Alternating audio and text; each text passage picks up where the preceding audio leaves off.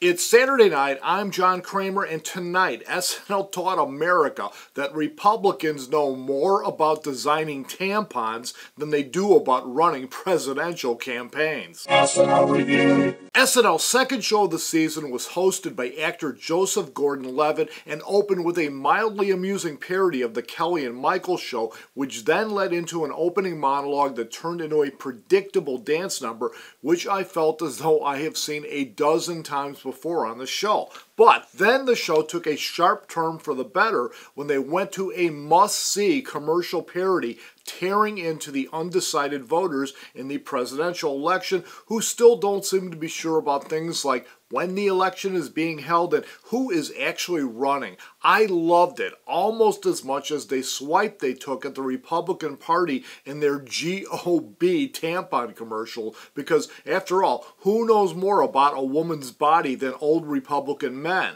Now, a two-part parody of the Des Equis beer commercials with the son of the most interesting man in the world gave Joseph Gordon-Levitt his best material of the night, although I wasn't as impressed by the detective scene or the hypnotist bit they did.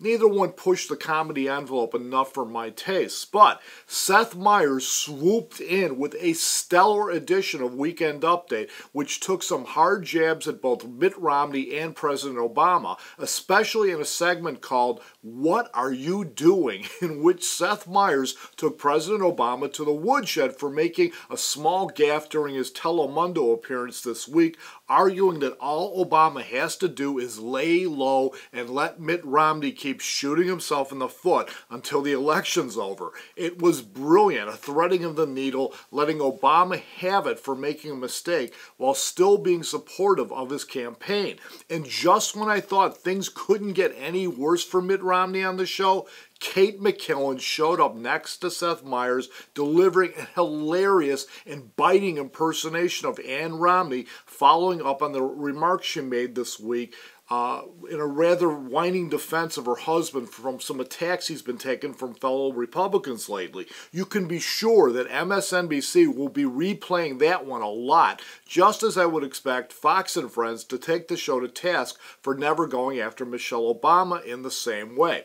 All in all, the show was rather uneven with their political bits delivering the biggest laughs, but I thought Jay Pharoah really came into his own tonight, especially on Weekend Update, where he skewered ESPN's Stephen A. Smith. Now, if he can only get his Barack Obama down that well, I could be a happy man.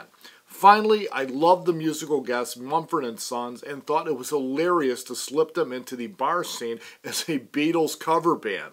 The show will be back in 2 weeks on October 6th with Daniel Craig hosting, so I guess we can expect a James Bond scene or two, and perhaps Fred Armisen will dust off his Queen Elizabeth impersonation. I'll be back here to review it. I'll also be here on Thursday when they do another Weekend Update special on Thursday, so be sure to hit your subscribe button above so you'll be sure not to miss it. I've also posted links to all the best sketches from tonight down below in the description part of this video. See you Thursday.